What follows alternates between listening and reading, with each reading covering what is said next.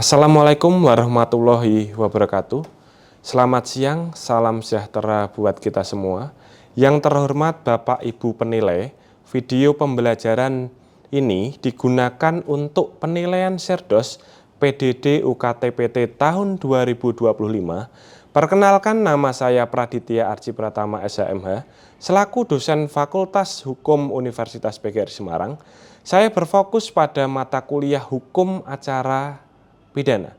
Hukum acara pidana merupakan mata kuliah yang ditempuh oleh mahasiswa semester 4 dengan bobot 4 SKS. Jadi total pertemuan pada mata kuliah hukum acara pidana yaitu 24 pertemuan. Sudah termasuk ujian tengah semester maupun ujian akhir semester. Sebelum saya menjelaskan lebih lanjut bagaimana teknik pengajaran yang saya lakukan, terlebih dahulu saya akan memaparkan tentang deskripsi mata kuliah Hukum Acara Pidana. Hukum Acara Pidana merupakan mata kuliah inti dalam hukum publik yang berfokus pada proses hukum sejak adanya sangkaan sampai dengan putusan pengadilan.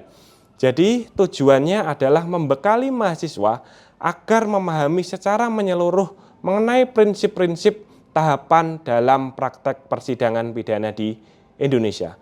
Adapun capaian mahasiswa dalam hukum acara pidana yaitu yang pertama, mahasiswa mampu memahami, mengetahui dan menjelaskan tentang penyelidikan, penyidikan, penindakan, penggeledahan, penyitaan, pemeriksaan tersangka maupun berita acara pemeriksaan. Yang kedua, mahasiswa mampu memahami, menjelaskan tentang pemberkasan dan pelimpahan berkas perkara ataupun surat dakwaan. Yang ketiga, mahasiswa mampu memahami tentang pembuktian, pemeriksaan saksi dan sumpah maupun ketentuan-ketentuan yang lain, ataupun upaya hukum maupun pelaksanaan putusan atau eksekusi. Metode pembelajaran yang saya terapkan yaitu metode kombinasi kuliah tatap muka, studi kasus, diskusi kelompok, hingga simulasi peradilan semu. Saya juga mendorong mahasiswa untuk berpikir kritis terhadap praktek persidangan secara pidana yang berkembang di masyarakat. Berikut video pembelajaran secara luring atau offline di kelas. Terima kasih. Semoga bermanfaat bagi kita semua. Wassalamualaikum warahmatullahi wabarakatuh. Assalamualaikum warahmatullahi wabarakatuh. Waalaikumsalam warahmatullahi wabarakatuh. Selamat siang saudara mahasiswa semester 4. Hari ini perkuliahan mata kuliah Hukum Acara Pidana. Pertemuan yang lalu kita sudah membahas tentang pengertian dari hukum acara pidana, ya. Pertemuan yang lalu juga saya juga menjelaskan tentang asas-asas, ya, ada beberapa asas yang sudah saya jelaskan. Jadi mata kuliah ini bagaimana saudara bisa mempelajari hukum secara formilnya, karena di semester 2 saudara sudah mempelajari tentang materialnya, undang-undangnya, KUHP-nya. Di semester 3 saudara juga sudah mempelajari tentang hukum pidana positif dalam KUHP, ada percobaan, ada delnaming, ada perbarengan tindak pidana maupun alasan hapusnya kewenangan pidana. Nah, di semester 4 ini saudara akan mempelajari cara mempertahankan hukum pidana materialnya. Makanya kita mempelajari hukum acara formilnya. Jadi aturannya itu materialnya, undang-undangnya, untuk mempertahankan pakai hukum acara formilnya. Bagaimana kita mengetahui bagaimana cara penegakan hukum polisi, jaksa maupun hakimnya. Ya, jadi di semester 2 saudara pasti mempelajari tentang KUHP, Kitab Undang-Undang Hukum Pidana. Sedangkan di semester 4 saudara mempelajari tentang KUHAP, Kitab Undang-Undang Hukum Acara Pidana. Nah, pada pertemuan hari ini saya akan menjelaskan tentang criminal justice system, ya. Criminal justice system ini atau sistem peradilan pidana sejak adanya suatu tindak pidana karena adanya laporan, pengaduan, tertangkap tangan maupun diketahui langsung. saudara harus bisa membedakan antara laporan maupun pengaduan. Laporan adalah pemberitahuan sedang atau akan terjadi suatu tindak pidana. Sedangkan pengaduan adalah pemberitahuan disertai permintaan. Jadi ada yang haknya dirugikan, ya, berbeda dengan laporan. Nah, kalau tertangkap tangan adalah tertangkapnya seseorang ketika melakukan perbuatan pidana. Kalau diketahui langsung perbuatan pidana itu sudah dilakukan, penegak hukum mengetahuinya lewat media massa ataupun media sosial yang ada. Nah, di sini ketika ada suatu perbuatan tindak pidana, misalkan ada perkara pencurian, pembunuhan, pemerkosaan ataupun yang lainnya, saudara bisa melaporkan. Laporannya kemana ini kalau perkara pidana? Kepolisian. Nah, saudara harus bisa membedakan hukum perkara pidana dengan perkara perdata. Kalau pidana hubungannya antara individu dengan negara, individu dengan umum, dengan pemerintah. Berbeda dengan perkara perdata hubungannya antara individu dengan individu. Contohnya apa kalau perkara perdata, individu dengan individu? Perjanjian. Perceraian. Nah, tentunya perkara pidana ini berbeda dengan perkara perdata. Kalau perkara pidana ini, ya, hubungannya orang dengan umum, dengan negara, dengan pemerintah. Nah, ketika adanya laporan, kalau perkara perdata kan hubungan antara individu dengan individu. Pengajuannya gugatan, ada dua tuntutan hak. Kalau perkara pidana, laporan ini ketika ada laporan di kepolisian, polisi akan membuatkan laporan A ataupun laporan B. Kalau laporan A ini untuk kepolisian, ya, ketika polisi menangkap ataupun melakukan penangkapan terhadap pelaku tindak pidana. Sedangkan laporan B untuk masyarakat. Misalkan ketika ada tetangga, ada sanak saudara Anda yang ada haknya dirugikan oleh seseorang, berarti dia melakukan laporan B. Polisi akan membuat yang namanya laporan B. Nah, ketika adanya laporan, pengaduan, tertangkap tangan maupun diketahui langsung, polisi langsung melakukan penyelidikan.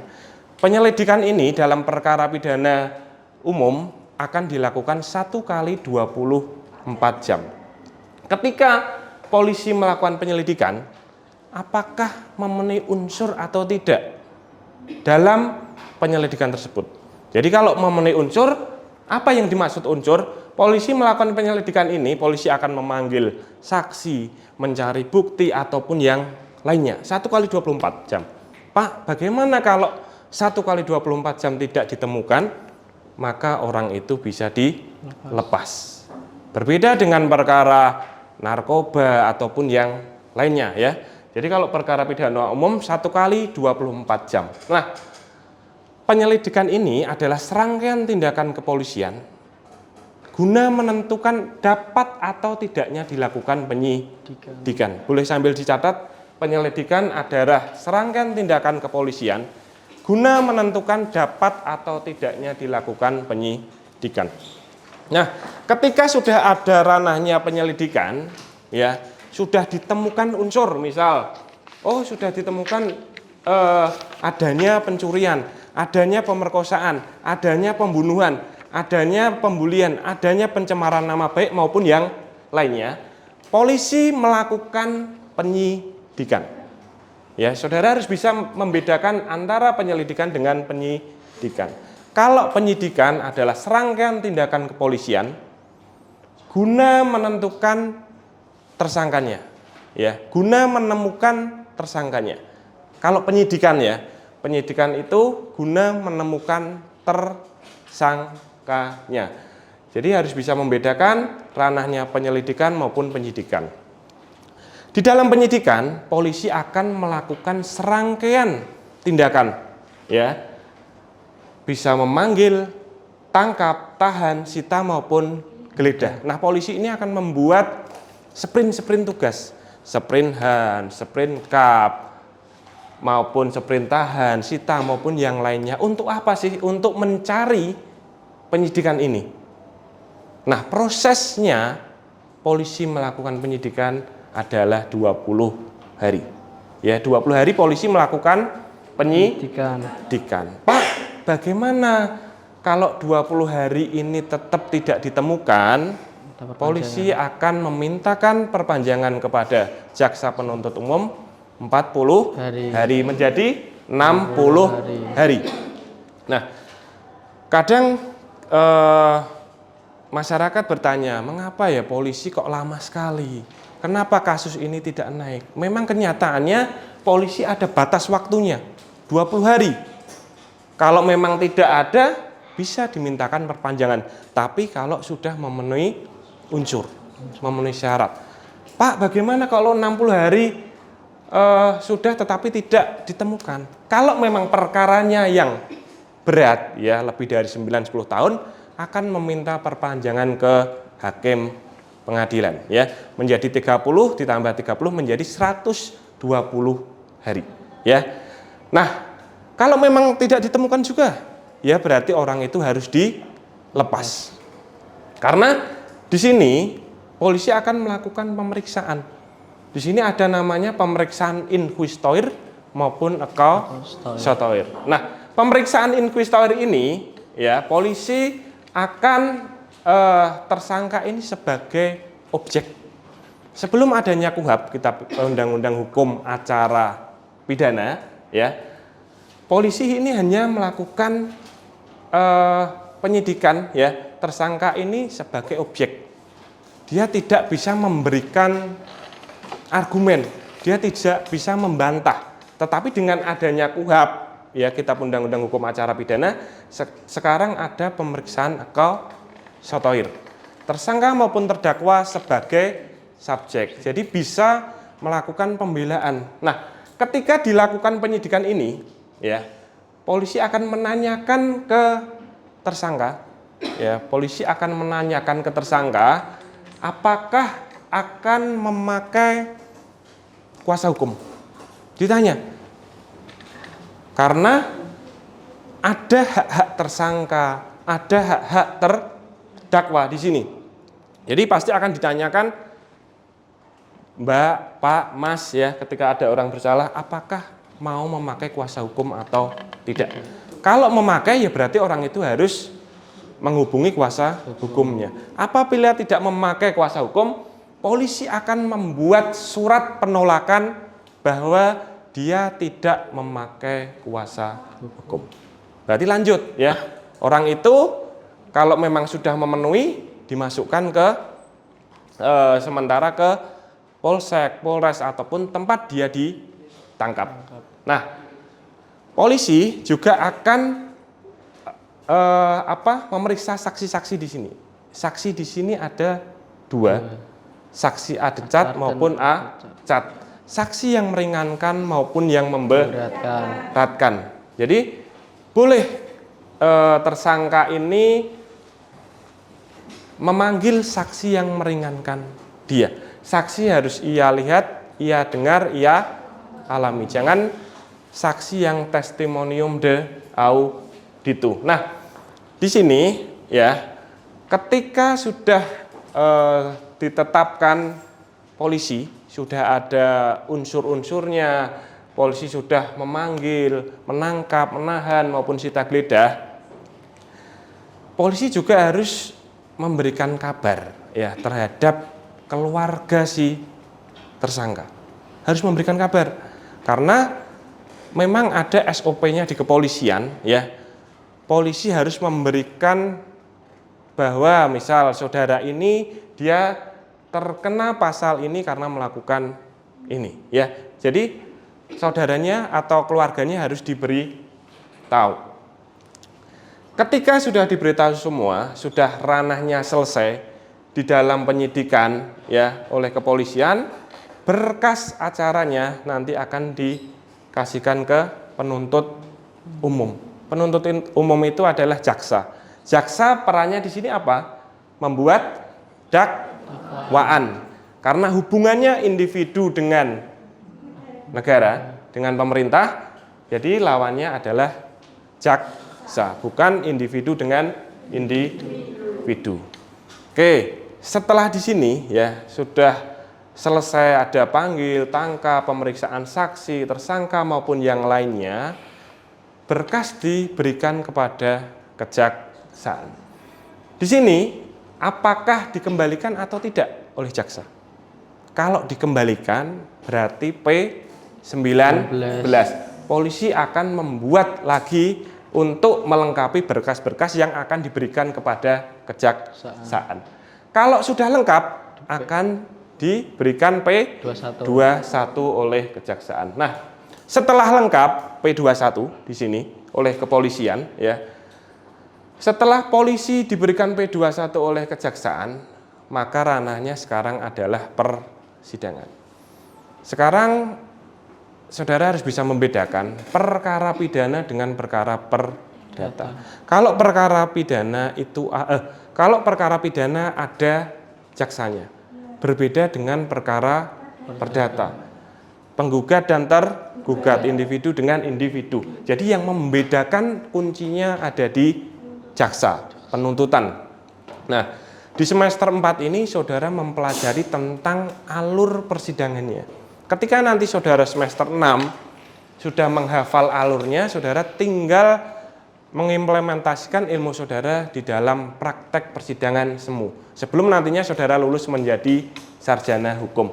Ketika saudara sudah bisa ini, ya, criminal justice system, sistem peradilan pidana, alurnya, saudara juga pasti akan bisa ketika nanti di semester 6 latihan. Jadi saudara mahasiswa nanti latihan sidang di semester 6 ya, ada yang menjadi hakim, jaksa, terdakwa maupun yang lainnya.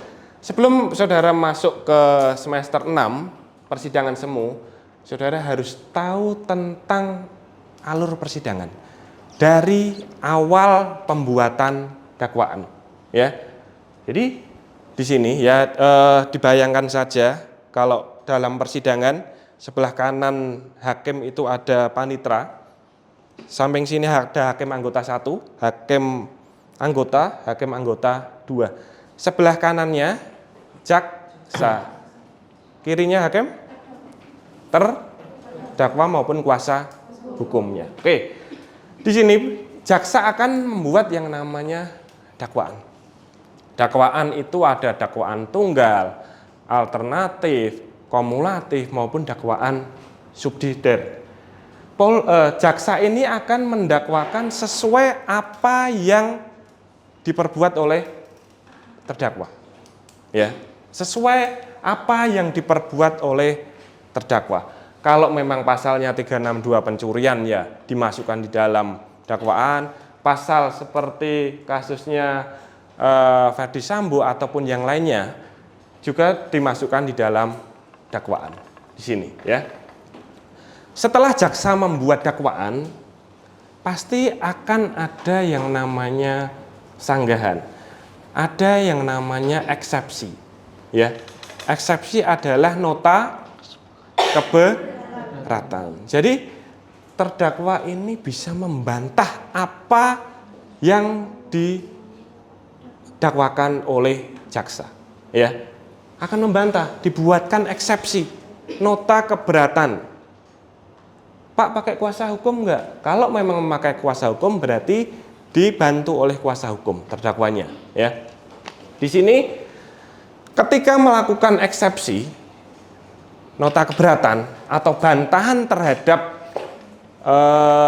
dakwaan dari jaksa, setelah itu jaksa juga akan memberikan tanggapan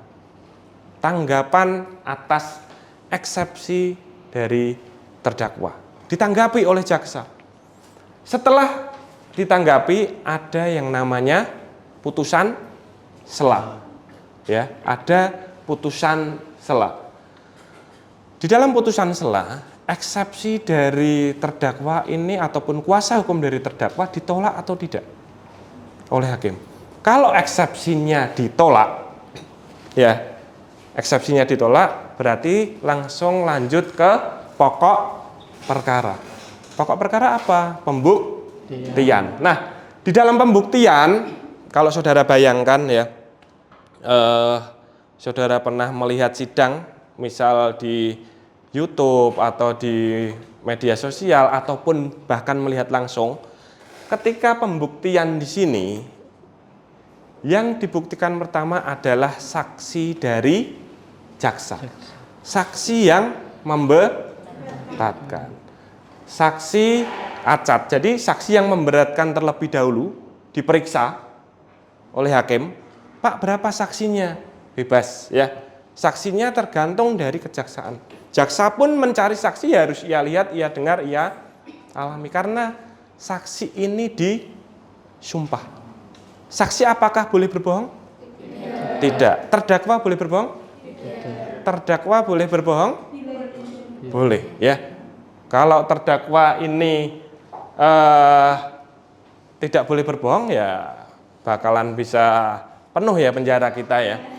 Jadi kalau saksi itu tidak boleh berbohong, kalau terdakwa bisa.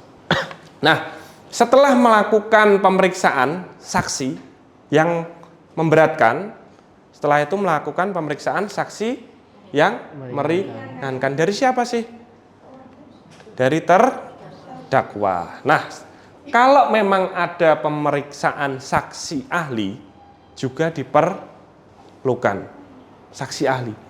Kalau saudara pernah melihat sidangnya Jessica, sidangnya Ferdy Sambo atau yang lainnya, itu ada saksi ahlinya.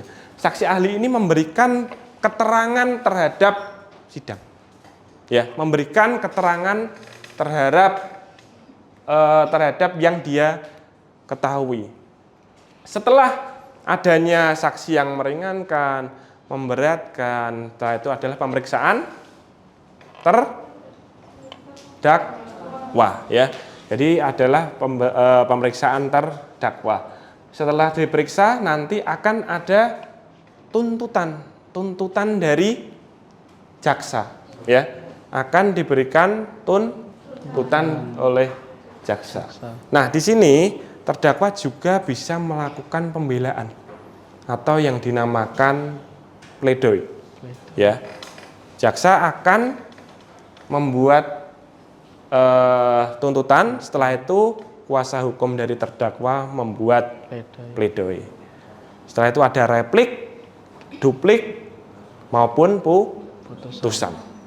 Nah, di sini ya, criminal justice system ini agar saudara mengetahui bagaimana alur persidangan perkara pidana ya. Jadi kita bisa mengetahui bagaimana perannya polisi, perannya jaksa, perannya hakim. Tugas pengacara di sini, kuasa hukum adalah membela terdakwa, membela tersangka. Pengacara di sini bukan membenarkan apa yang ia lakukan, apa yang ia perbuat, ya, bukan membenarkan, tetapi ia membela hak-haknya. Karena apa?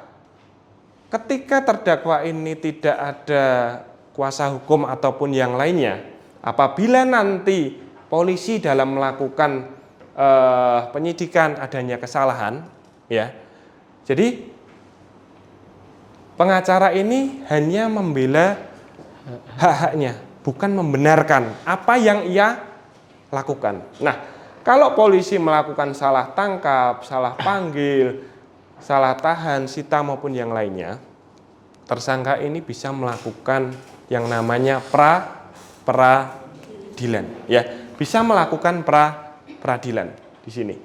Nah, peradilan di sini apa? Karena kemungkinan polisi ini juga melakukan kesalahan. Bisa saja polisi melakukan kesalahan tahan, tangkap, sita, geledah maupun yang lainnya. Tetapi polisi dalam melakukan penyelidikan maupun penyidikan harus sesuai dengan SOP yang ada. Kalau memang tidak ada unsur-unsur di dalam perkara pidana, ya tentunya orang itu harus segera dilepas. Oke, jadi ini adalah criminal justice system dari laporan sampai nanti dengan putusan. Oke, Sebelum saya lanjutkan, apakah ada pertanyaan dari saudara mahasiswa? Apakah ada pertanyaan? Ada, Pak. Oke, silahkan Mbak. Apa bedanya tersangka, terdakwa, dan terpidana? Oke, jadi yang sudah saya jelaskan tadi di sini dalam ranahnya kepolisian ya, ada yang namanya tersangka. Tersangka itu seseorang yang disangkakan atas bukti permulaan patut diduga sebagai pelaku tindak pidana. Itu tersangka. Ranahnya masih di dalam kepolisian. Ya. Jadi ketika ada seseorang ditangkap, baru ditangkap, itu jangan dikatakan terpidana. Saudara sebagai mahasiswa Fakultas Hukum harus bisa membedakan perbedaan antara tersangka, terdakwa maupun terpidana. Tersangka adalah seseorang yang disangkakan atas bukti permulaan, ya, patut diduga sebagai pelaku tindak pidana. Kadang kalau kita melihat di kalangan masyarakat, orang awam, oh tersangka itu sudah dikatakan dia bersalah, padahal belum. Karena ada perbedaan yang kuliah hukum maupun tidak. Jadi ketika saudara nantinya lulus, ya, saudara harus bisa membedakan ataupun memberikan pengertian terhadap masyarakat yang luas bahwa tersangka, terdakwa maupun terpidana itu berbeda. Ada pengertiannya masing-masing. Kalau terdakwa adalah tersangka yang diadili di muka persidangan. Ya, tersangka yang diadili di muka persidangan. Itu yang dinamakan terdakwa. Sedangkan terpidana otomatis sudah dijatuhi putusan. Terdakwa yang sudah dijatuhi putusan, yang sudah berkekuatan hukum tetap atau ingkrah. Yang dimaksud ingkrah atau sudah berkekuatan hukum tetap kalau kedua belah pihak sudah saling menyetujui tanpa adanya upaya hukum lagi. Ya. Jadi di sini ya, ketika sudah adanya putusan itu ada 3, ada bebas, ada lepas, ada pemidanaan. Bebas itu tidak terbukti melakukan perbuatan pidana, lepas itu terbukti melakukan perbuatan pidana. Kalau pemidanaan terbukti melakukan perbuatan pidana, ya. Jadi bebas tidak terbukti melakukan perbuatan pidana, pasal 191 ayat 1, lepas terbukti tetapi bukan perbuatan pidana, pasal 91 ayat 2, kalau pemidanaan terbukti dan melakukan kekuatan pidana yang sudah berkekuatan hukum tetap atau ingkrah. Oke, mungkin itu saja yang bisa saya sampaikan. Semoga ilmu yang saya berikan pada hari ini bisa bermanfaat bagi saudara. Ya, tentunya saudara tetap harus belajar karena ilmu itu tidak datang Pak sewaktu kita di kampus saja, tetapi saudara bisa mencari ilmu di luar ya. Semoga ilmu yang saya berikan pada hari ini bermanfaat bagi saudara semua. Saya akhiri, assalamualaikum warahmatullahi wabarakatuh.